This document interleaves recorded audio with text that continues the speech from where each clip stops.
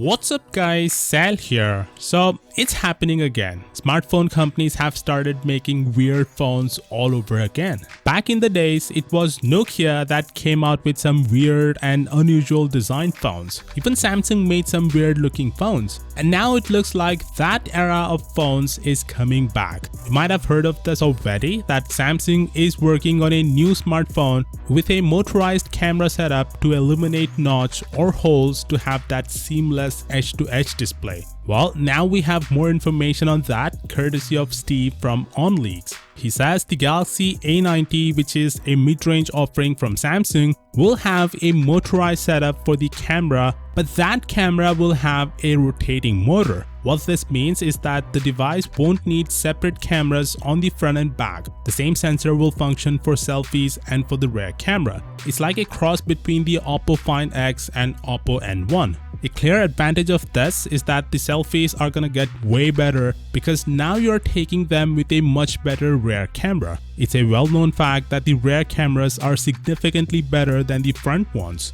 The difference is exponential in budget and mid-range devices. So having one good camera will make sure that you get better pictures no matter what. Samsung may also put a triple camera setup at the back for this, so yeah, this setup will improve the selfie game by a huge margin. Also, a motorized setup means you get that seamless edge-to-edge display that looks very futuristic. But there are some disadvantages too. First of all, durability is a concern. Now you got two motorized setups instead of one, so it raises some questions whether or not it's gonna survive for years of use. What happens if you drop the phone?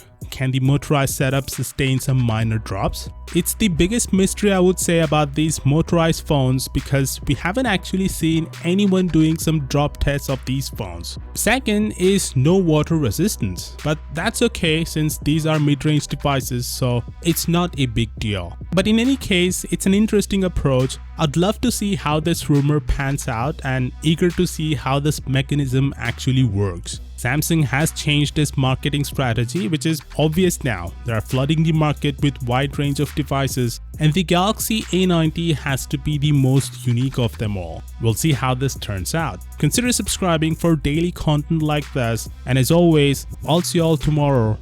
Peace out.